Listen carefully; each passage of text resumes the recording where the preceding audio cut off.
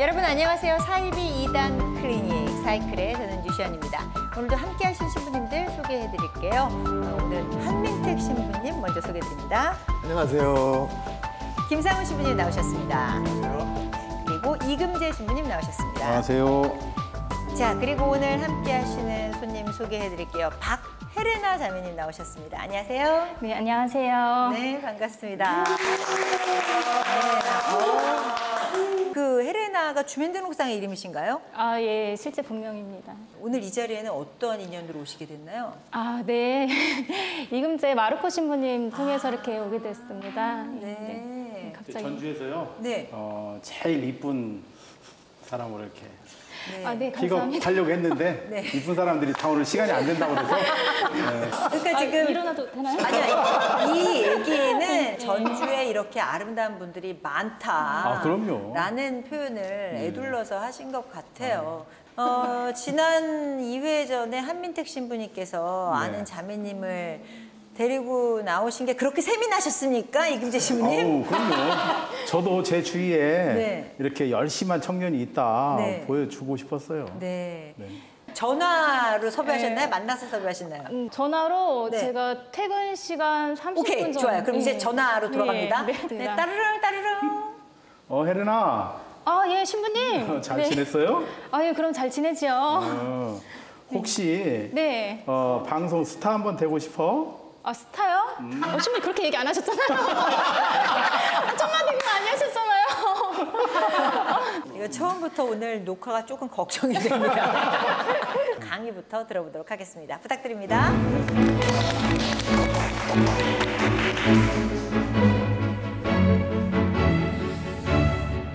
예, 안녕하십니까. 이금재 마르코 신부입니다. 제가 준비한 내용은 바로 요한묵시록의 비밀이라는 편입니다. 사실 동서양을 막론하고 이단이나 사이비들이 제일 많이 성경에서 중점적으로 인용하고 자기들 성경 해석을 하는 것이 바로 요한묵시록입니다. 사실 읽을 때 상당히 난해하게 어렵게 느껴지는 성경책 중에 하나입니다. 다양한 상징과 환상적인 모습과 어떤 숫자적인 기호들 이런 것들이 막 등장하면서 이걸 사람들이 그냥 읽어서 잘 모르는 것을 이용해서 이건 비밀의 책이다, 이건 특별한 책이다 라고 하면서 자신들만이 해석할 수 있다, 또 자신들의 교리에 짝을 맞춰서 풀어내는 방식으로 요한묵시록을 이야기합니다. 자, 질문 하나. 요한묵시록에 보면 일곱 머리 열 뿔이라는 그 대목이 나옵니다. 자, 일곱 머리 열 뿔. 우리 신부님들 일곱 머리 열 뿔이 뭐죠? 잘 모르시죠? 예. 신부님들. 아, 모르실 거예요. 일곱 머리 열 뿔이잖아요. 네. 일곱 머리 열 뿔이 누구누군가? 모르시죠? 일곱 머리 자, 열 뿔이. 네. 우리 혜레나는 혹시 바다에서 올라온 짐승 누굴까요? 바다에서 올라온 짐승이요? 누구를 얘기할까? 여기 앞에 계신 분은 아니실 것 같은데. 그렇죠. 자, 인어공주. 인어공주. 짐승이 아니다. 짐승이에요, 짐승. 짐승 안 돼. 인어공주는 짐승이 아니야. 예, 이런 식으로 그러니까 성경책을 읽다 보면 요한묵시록을 읽다 보면 정말 낯선 그 용어들, 단어들 또는 암호화되어 있는 것들이 많이 등장하거든요. 네. 바로 이것들을 교묘하게 자기들에 맞게 풀어가지고 성경을 풀어냈다라고 이야기하는 것이 바로 요한묵시록입니다. 사이비에서 푸는 것이. 그래서 오늘은 그것의 아주 중요한 부분들을 몇 가지를 한번 좀 이야기하면서 요한묵시록이 어떤 책인가를 말씀드리고자 합니다. 네. 자, 첫 번째 우리 한번 읽어볼까요? 시작. 미래 종말을 예언하는 것. 사이비 이단에서 많이 이야기한 게 첫 번째. 요한묵시록은 특별한 책인데 어떤 책이냐? 바로 미래를 예언한 책이다. 그리고 종말을 예언해 놓은 책이다 라고 이야기를 합니다. 그러니까 미래와 종말에 대해서 쓰여 있는 책이기 때문에 아무나 쉽게 풀 수가 없다라고 주장을 해요. 그래서 우리 교주 또는 우리 창립자 또는 우리 누구만이 하느님의 계시를 받아서 이 미래의 종말을 예언한 책을 풀었다. 그래가지고 시한부 종말론에 가장 많이 등장하죠. 몇 월 며칠 날 예를 들어서 종말이 온다. 우리나라에도 얼마나 많았어요? 그렇죠. 예. 그 예전에 92년도인가 3년도에 다미 선교회라고 혹시 들어보셨어요? 다미 선교회? 예. 다미 김밥은 들어봤는데. 아, 다미 김밥? 네, 예. 죄송합니다. 네. 그때 휴거. 휴거. 네, 기억나죠? 휴거면 기억날 거예요. 네. 휴거 일어난다고 해가지고 사실은 공영방송, TV 매체에서도 생중계했어요. 그 교회 앞에서. 네. 저는 사실 그때 직장 다니고 있었거든요. 아, 그래요? 네. 직장에서 그걸 봤는데 속으로 천주교 신자인 저도 뭔 생각을 했냐면 다 올라가고 나만 남으면 어떡하지? 걱정이 되더라고요, 그때. 네, 근데. 저 청년들하고 소주 마시고 있었는데. 아, 그래요? 그때 그러다 소주 마시고 못 올라가면 어떡하지? 청년들 다 올라가고. 마지막 술이다. 그러니까 그런 식으로 휴거라든가 종말을 주장할 때 가장 많이 등장하는 게 요한묵시록이거든요. 네. 그러나 사실은 그 성경의 전체적인 맥락은 미래에 대한 이야기들이 있어요. 미래에 대한 이야기예요. 왜? 네. 우리 하느님 나라, 우리 삶에 대한 이야기들이기 때문에. 그런데 특정한 시점, 특정한 상황의 미래를 예언한 건 아니다. 성경 전체가 사실은 미래적인 거예요. 네. 거기에 요한묵시록도 똑같다. 다만 이 묵시 문학적인 표현, 그러니까 묵시 문학적인 표현으로 하느님의 나타나심, 세상 종말에 대한 어떤 상황들을 묘사한 거죠. 그런데 그 특정 시점의 종말을 묘사한 건 아니다. 그래서 사실은 공부를 하면 누구나 알 수 있어요. 그래서 미래 종말로 감춰진 책은 아니라는 거예요. 사이비 이단들은 그래서 우리만 푼다. 구절구절로 풀어서 가르친단 말이에요. 일곱 머리 열 뿔, 아까 제가 질문했었는데 왜 신부님들이 모르시냐면 사이비에서는 일곱 머리 열 뿔을 어떤 사람, 오늘날 현대에 자기하고 연관된 어떤 사람들의 이름을 갖다 붙이거든요. 네, 이름을. 그다음에 바다에서 올라온 짐승도 오늘날 대한민국에 있는 누구다 이렇게 얘기를 하거든요. 그런 식으로 얘기하니까 알 수가 없는 거죠. 사실 신부님들이 그 내용들을 몰라서 대답을 못한 게 아니라 그런 식으로 사이비가 얘기하는 누구다라고 하는 것을 말할 수가 없는 거죠. 그건 아니기 때문에. 예.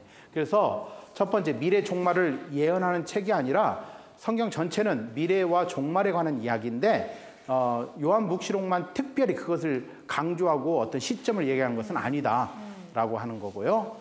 자, 두 번째 시작. 666과 14만 4천의 비밀. 예, 666과 14만 4천의 비밀. 사이비에서 얘기할 때 666 많이 얘기하죠. 666. 우리 666 혹시 뭐 들어보셨어요? 그 길거리 가면 칩, 베리칩. 칩, 예, 그렇죠. 무서워요? 예, 베리칩. 예. 전주에 한옥마을이라고 네. 가보셨어요? 네. 예, 한옥마을 와보셨어요? 가봤어요. 와보셨어야지 세상에. 전주 가야겠다. 그렇죠. 한 신부님 모시고. 예. 한옥마을에 1년에 1000만 명이 온다는 데인데. 예. 네. 그럼 지역 정서 나오는 겁니다. 지역 방송 나와요? 한옥마을에 가면 그 666 베리칩 이거 받지 말라고 그 사탄이라고 그래서 이 막 피켓 들고 돌아다니는 분들 굉장히 많아요. 바코드 받지 말라고. 네. 사실 그러니까 666이라고 하는 것은 성경에서 얘기할 때 그때 당시 2000년 전에 쓰여질 때는 어떤 사람의 이름이었어요. 어떤 사람의 이름을 숫자적으로 풀 때, 그러니까 그리스도교를 박해하고 네. 예수님과 하느님을 믿지 못하게 한 어떤 세력들에 대한 특정한 그 인물에 대한 그 이름을 그 숫자적으로 풀면 660이 나온다고 하는 거죠. 그 인물이 누구죠? 네로 황제. 그렇죠. 역시. 배웠습니다. 네, 네로. 검은 고양이 네로는 아니고요. 네. 네. 아니 666은 그럼 네. 은하철도 999하고는 상관이 없나요? 아, 999. 네. 그렇죠. 이런 메탈 같은 거 하시나요?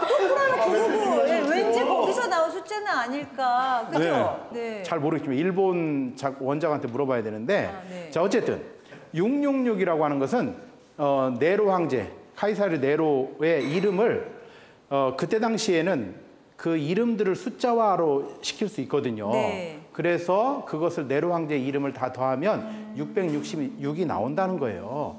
왜 그러면 네로 황제 이름이 660으로 등장을 했는가? 그때 지금부터 2000년 전에 요한묵시록이 쓰여질 당시에 시대 배경은 로마의 지배, 로마의 박해 시대였거든요. 그렇죠. 네. 물론 요한묵시록이 쓰여질 때는 도미티아누스 황제라고 그 황제식이긴 하지만 예수님을 믿는 그리스도인들에게 있어서 네로 황제는 또 잊을 수 없는 존재거든요. 왜냐하면 로마 시내를 다 불태우고 그 불태운 것을 그리스도인들에게 뒤집어 씌우면서 엄청난 박해들이 일어나고 그래서 그렇게 하느님을 대적하고 그리스도를 대적하고 믿지 못하게 하는 사탄 같은 존재가 바로 당시의 로마 황제 같은 사람이었다라고 해서 666이 등장하는 거예요. 이게 사탄의 숫자라고 얘기하지만 실제로 이 시대에 어떤 사탄의 누구인 건 아니고 그 다음에 14만 4천 요한묵시록 7장, 14장 이런 데 보면 14만 4천 얘기가 나오거든요. 네네. 그래서 어떤 사이비에서는 14만 4천 명만 구원한다 또는 14만 4천 명이 먼저 구원된다 뭐 이런 식으로 14만 4천의 숫자를 강조합니다. 그런데 14만 4천의 숫자는 특정한 숫자인 것 같지만 사실은 의미적으로 보면 우리 하느님의 백성을 이야기합니다. 하느님의 백성을. 그러니까 14만 4천은 상징적인 숫자죠. 성경에는 상징적인 수가 굉장히 많이 나오거든요. 네. 대표적으로 뭐 3, 7 이런 숫자들 있죠. 네. 하느님의 수, 완전한 수, 충만한 수 그러죠. 그런 것처럼 14만 4천도 충만한 하느님의 완전한 수거든요. 그런데 그 신천지라고 하는 곳에서는 14만 4천의 구원을 얘기하죠. 물론 처음에는 14만 4천만 구원된다 이렇게 했다가 나중에 이제 교리가 바뀌면서 14만 4천이 먼저 구원되고 나머지 사람들이 구원된다 뭐 이런 식으로 바꾸긴 했지만 굉장히 문제가 돼서 아주 심각했죠. 지금도 물론 심각하지만 그래서 14만 4천은 실제적인 특정한 어떤 단체, 조직, 어떤 교회 사람들을 뽑는 숫자가 아니고 사실은 상징적으로 하느님의 백성을 이야기한다. 하느님의 백성을. 구원받은 충만한 수를 얘기하는 거지 그 숫자만이 아니라는 거죠. 그리고 오늘날만 해도 인구가 몇 명인데 그러니까요. 인구가 몇 명이 오늘날? 50억. 50억은 언제적 얘기요? 그래요? 그래요? 아, 갑자기 사투리가 나오네요. 네. 그래야 예, 참말로. 지금은 70억이 넘는다 그러죠. 70억이. 언제 그렇게 해요? 아따 겁나게 불어버렸어. 됐다. 제가 끼시도록 하겠습니다. 코로나 이후에 다시 좀 세야 될 것 같아요. 네. 자, 어쨌든 그 많은 인구 중에서 14만 4천 명만 뭐 구원한다? 14만 4천 명 뽑는다? 이런 것은 사실 말이 안 되는 거죠. 하느님의 구원은 보편적이고 인류 전체를 구원하고자 하는 그 큰 사랑이 있는 거지 특정한 사람만 구원하는 건 아니다라고 하는 거죠. 자, 세 번째 시작. 천년왕국. 예. 그래서 요한묵시록을 바탕으로 이 지상에 천년 왕국이 도래한다. 이 지상에 천년 왕국이 세워진다라고 동서양을 막론하고 요한묵시록을 가지고 다 그렇게 사이비들은 이야기하는 경우가 많습니다. 네. 그런데 요한묵시록 21장에 보면 새 예루살렘 성이 하늘에서 내려온다라고 돼 있고 20장 4절에서 6절에 보면 천년 동안 예수님께서 다스리신다라는 구절들이 있어요. 이런 걸 교묘히 연결해 가지고 천년 동안 다스리는데 예루살렘 성이 이 지상에 내려와 그래서 이 지상에 천국이 세워진다 이렇게 주장을 하거든요. 이건 사실 성경을 글자 그대로만 그냥 받아들이는 네. 그러한 잘못된 지난 회 축자 영감서를 얘기했는데 그런 것처럼 막 글자 그대로만 해석하려고 하는 어떤 부분을 네. 잘못된 거죠. 사실 천년 왕국이라고 하는 것은 천년이라고 하는 기간은 우리 인간의 삶의 수명에서 보자면 거의 영원한 거죠. 그렇죠. 영원한 거. 그러니까 예수님께서 천년을 다스린다라고 하는 의미는 하느님의 나라가 하느님의 통치가 영원하다라고 하는 상징적인 의미를 가지는 거지 어떤 특정한 기간의 천년이 아니다. 그래서 사실은 제가 천년 동안 한번 살아보고 싶긴 해요. 천년왕국이 언제까지 도대체 될까? 어떻게 같이 한번 살아볼까요? 저는 거부하겠습니다. 저는 뭐 그렇게 오래까지. 하느님께서 천년도 내 눈엔 어제 같다. 그럼 하루 살아야 되겠네. 예. 그래서 천년 왕국이라고 하는 것은 하느님 나라의 도래, 하느님의 뜻이 펼쳐지는 세상, 그리고 하느님 나라의 영원한 세상을 이야기하는 거지 지상에 세워진 어떤 특정 기간의 어떤 왕국이 아니다. 라고 말씀드립니다. 그래서 전체적으로 보면 요한묵시록은 특별히 감춰져 있고 특정 누구만 이렇게 세울 수 있는 또는 풀어낼 수 있는 그러한 이야기가 아니라 보편적인 거다. 보편적인 거. 그래서 사실은 좀 공부를 좀 하셔야 돼요. 시간 내셔서 한번 요한묵시록 공부를 좀 한번 해보시면 아주 재밌을 겁니다. 네. 예. 반갑습니다. 고맙습니다. 감사합니다. 반갑습니다. 왜 나? 그러니까 이렇게 갑자기 떨려가지고.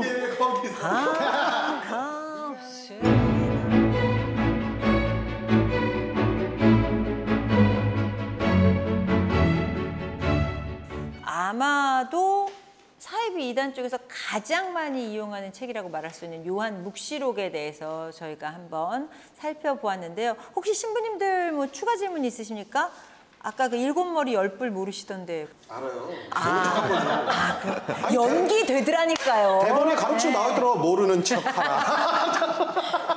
그래야지 이금재 신부님 이랬겠죠. 예? 아, 그렇군요. 네. 뚫립이 없어. 네. 아니, 여기 대본에 보면 추가 질문 있으신 분 하면 신부님들 질문해 주시고 이렇게 있는데 그런 질문. 것만 안 들어요. 저는 질문보다 제가 그 요한묵시록에 나오는 그 7 교회가 있어요. 네. 제가 가봤다는 거 아닙니까, 제가. 아, 진짜요? 좋아하시죠? 네, 그렇죠. 거기 또 터키 그쪽에 이미 그 교회 자네들이죠. 이곳에 그런 교회들 7개 교회들이 있었다는 곳을 제가 다 가봤는데, 그러니까 신천지는 그 교회가 먼 훗날 한국에 있을 7 교회라고 이제 주장을 7명. 7명, 그죠? 7명이라고 주장을 하는 건데 사실 요한묵시록을 잘 읽어보면 사실 그 교회들은 실제로 있었던 우리가 눈으로 확인할 수 있는 곳이라는 걸 발견하면서 네. 너무 재밌었던 것 같아요. 예. 너무 재밌어서 그 다음에는 어떤 생각을 하셨나요? 네, 그래서 잘 살아야 되겠다.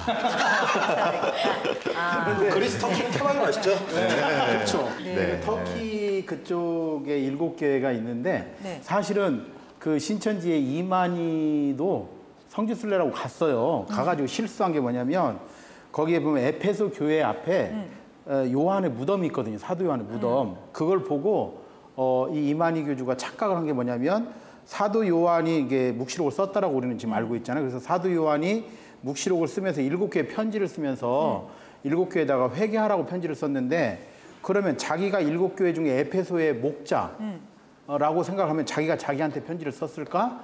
그게 아니구나 해서 교리를 바꿔요. 나중에 편지를 안 썼다고.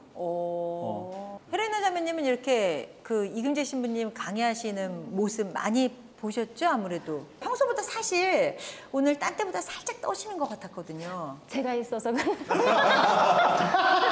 그런 것 같긴 해요. 네. 아, 근데 원래 오늘 응원하기 위해서 오신 건데 응원을 해주셔야지 그렇게 그 긴장하시게 하시면 어떡해요. 죄송합니다. 신부님 화이팅! 근데 뭐 좀 전에 요한묵시록 말씀하시면서 뭐 666도 나오고 14만 4천도 나오고 그랬는데 그 외에도 또 그 악용되는 숫자들이 참 많잖아요. 그렇죠. 네. 3자, 네. 3. 3은 사실 완전한 숫자, 하느님의 수라고 그러잖아요. 삼위일체 하느님. 그다음에 7. 7이라는 숫자도 사실은 완전성을 가지고 있고요. 그 10이라는 숫자도 충만함.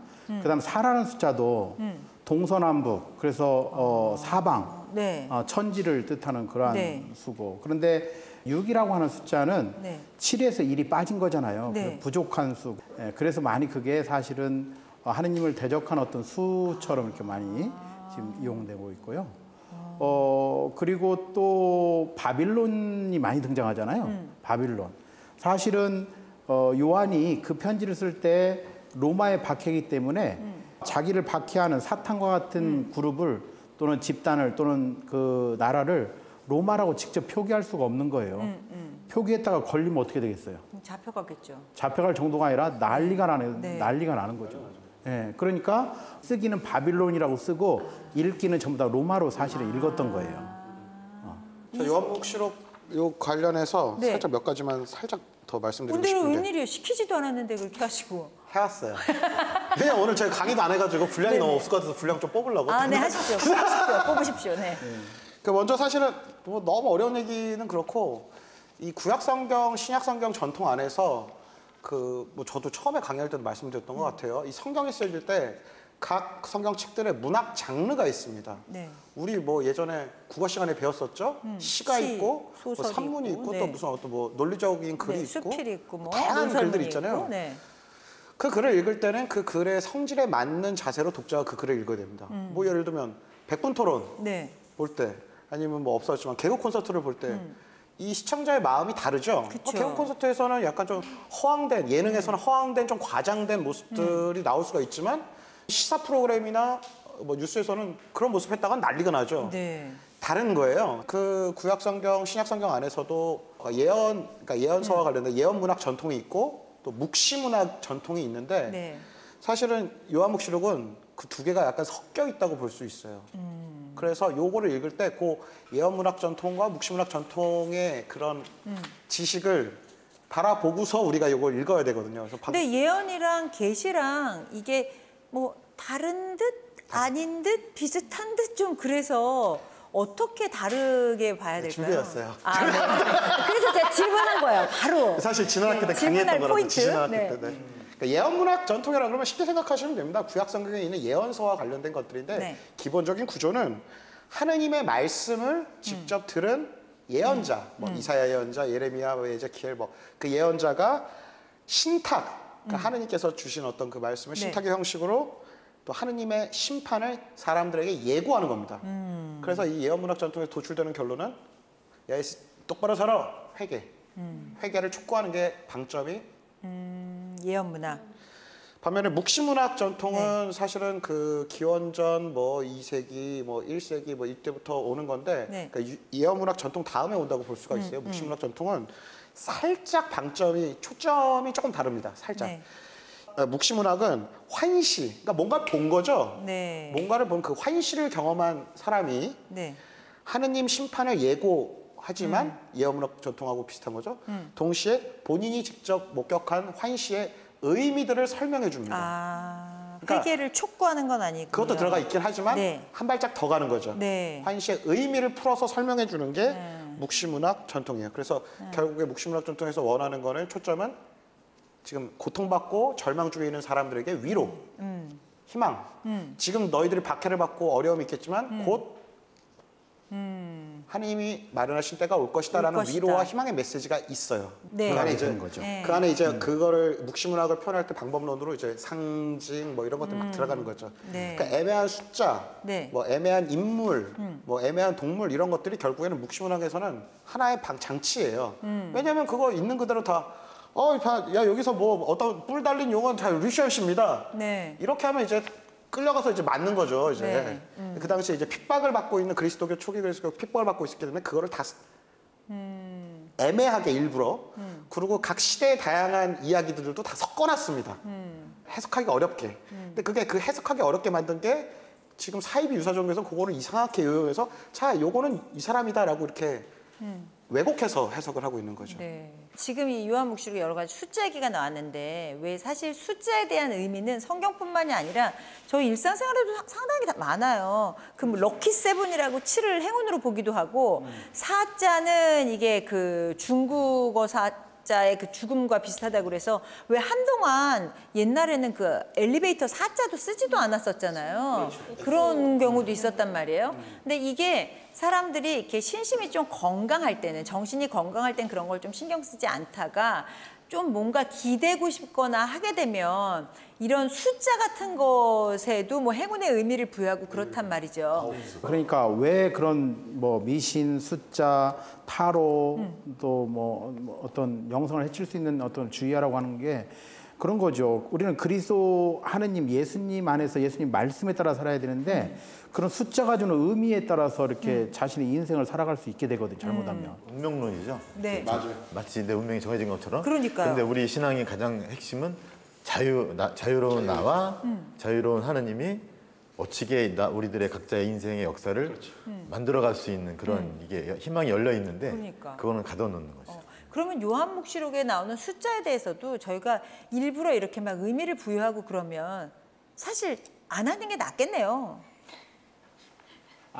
그럼 성경 안 읽어? 아니요. 성경은 읽지만 왜냐하면 이게 숫자의 의미를 부여하는 걸로 악용당하는 것도 너무 많잖아요. 그러니까 과도한 의미 부여가 위험할 수 있다는 거죠. 네네네. 그래서 그럼 그 뭐 666 그러면 신부님 그럼 우리가 요한묵시록 아예 공부하지 말라는 얘기입니까?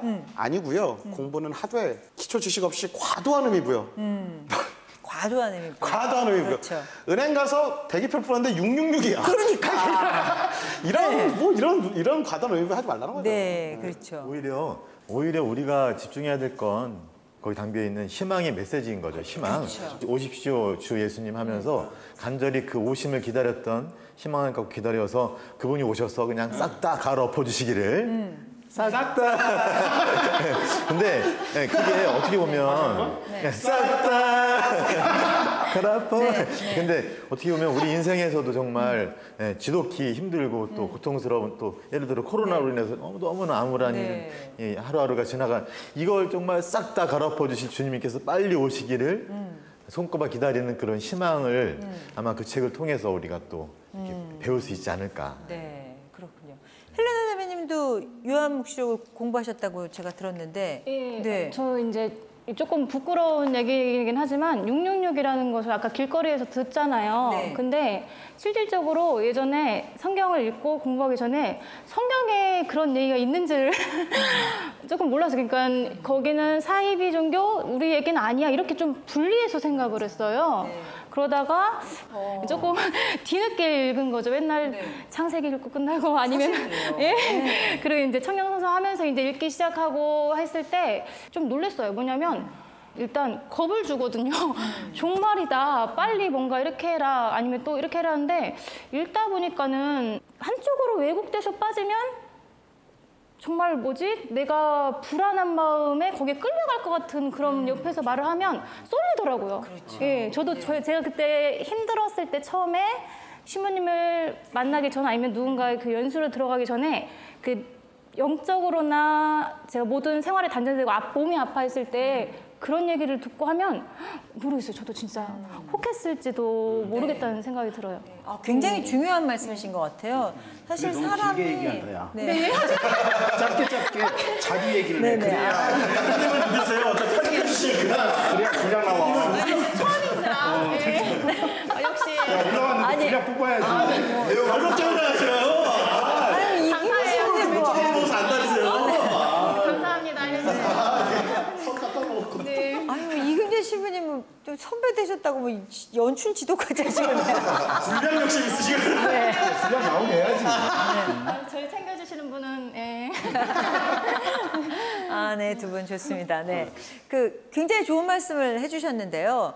이 사람이 힘들고 아플 때 이게 잘못된 얘기임에도 그게 맞나 보다 하고 빠질 수 있는 확률이 높다는 거죠. 그런 것 같아요. 많은 사람들이 굉장히 자기가 힘들고 고달프고 괴롭고 누구에게 하소연할 수 없는 것처럼 느낄 때가 있는데 있죠. 그런데 사실 그 이야기를 누군가에게 꺼내놓을 수 있는 그 자체가 어려워요. 그 사람이 어렵지만 맞아요. 이게 다 누구나 다 겪는 거구나. 그리고 이걸 다 겪으면서 앞으로 나가는 거구나를 배우고 이렇게 하게 되는데 그걸 하지 못하고 꿍꿍 앓고 있다가 어느 날 이상한 데 만나서 이렇게 되는 경우가 많은데 그런 면에서는 누구에게 특히 신부님이나 수녀님이나 성당의 어떤 그런 또 동료들에게 또 형제 자매님들에게 이렇게 열어놓을 수 있는 것이 제일 중요하지 않을까 하는 생각이 들어요. 지금 신부님 그 말 딱 말씀하신 게 그때 제가 힘들다고 했을 때 정말 그 프로그램에 들어가서 놀란 게요.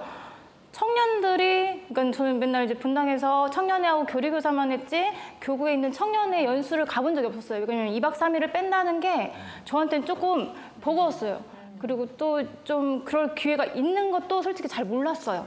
근데 이제 들었을 때 신부님 그만 말씀하신 것처럼 힘든 사람이 나 혼자가 아니라 다 같은 고민과 다 같은 힘듦이 있네라는 생각에 조금 눈이 번쩍.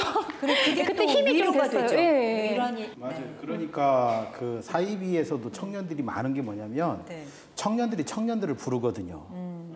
그래서 불러서 거기 가보면 진짜 나와 똑같은 고민, 아픔들을 가지고 있는 청년들이 거기 많은 거예요. 네. 그러면 이제 성경이 옳고 그름은 이제 두 번째가 되고 그 안에서 위로받고 그 안에서 같이 어울리는 어떤 그 좋은 느낌, 기분들을 가지고 이제 가면서 거기에 점점 빠져들게 되죠. 그러면서 이제 눈에 꺼풀이 씌면 그게 벗겨지기가 어렵게 그렇죠. 되는 거가 예, 예. 되는 거죠. 예. 자, 이 요한 묵시록이라는 책은 구약 신약 통틀어서 가장 마지막에 있는 네. 책입니다. 처음부터 읽다 보면 제일 좀 안 읽게 되는 그 성경 요한묵시록에 대해서 오늘 얘기를 해봤습니다.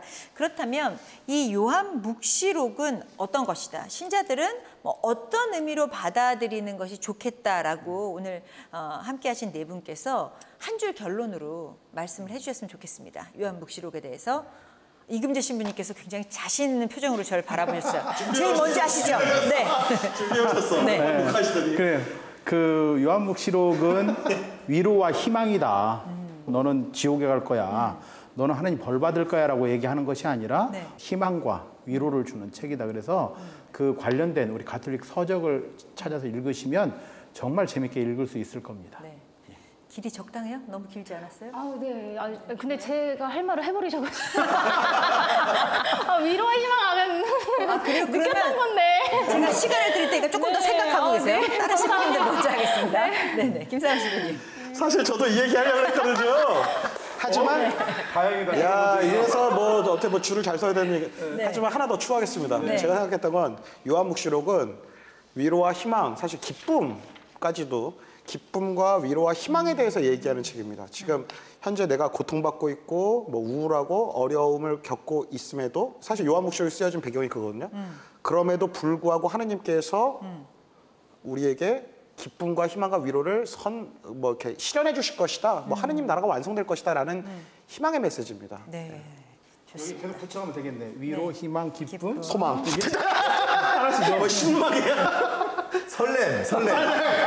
아 네. 진짜 설렘인 게 네. 묵시록의 가장 중요한 메시지는 네. 예수님께서 내가 곧 간다, 내가 왔다, 내가 이제 곧 문을 두드릴 테니 네. 기다려서 나를 반겨. 네. 그 문 앞에 주님이에요. 5글자로 문 앞에 주님. 네. 그러니까 그분이 정말 나를 이렇게 만나러 오셔서 싹 다 가로퍼 주실 것이니까 네. 설렘으로 네. 그분을 기다리. 이 신앙이 무엇고 뭐 어떤 힘든 짐이 아니라 네. 희망을 갖고 설렘으로 정말 그분을 만날 마음으로 이렇게 기다려주면 그분을 또 열어드리면 얼마나 좋을까 하는 생각이 듭니다. 자, 그럼 기대되는 우리 헬레나 자매님. 네. 요한묵시록은 네, 위로, 희망, 기쁨, 설렘에 더해 평화를 주는 것이다. 왜냐하면 평화심을 네, 왜 그러냐면 요한묵시록은 불안한 마음을 평화로 가져갔을 때 정말 그 안에서 하나님께서 사랑을 주는 그 위로와 모든 게 이루어지지 않을까라는 네. 읽고 나면 평화의 마음을 지닐 수 있지 않을까 하는 생각이 네. 듭니다. 그래서 또 저희가 이곳이 가톨릭 평화방송 아니겠습니까? 네. 자, 오늘 이렇게 해서 사이클 사이비 2단 클리닉 요한묵시록에 대해서 좀 더 자세히 알아봤는데요. 저도 개인적으로 그런 생각하게 됐습니다. 요한묵시록이라는 책은 왠지 좀 어렵고 두렵고 어두운 느낌의 책이 아닌가 했는데 오늘 신부님들과 그리고 또 헬레나 자매님과 이야기를 나누면서 그렇기보다는 위로와 희망을 주는 평화로운 책이다 라는 느낌으로 여러분들 요한묵시록을 읽어보는 데서 시작을 해보시면 어떨까 싶습니다. 사이비 2단 클리닉 사이클 오늘 여기까지고요. 저는 다음 시간에 다시 찾아뵙겠습니다. 고맙습니다.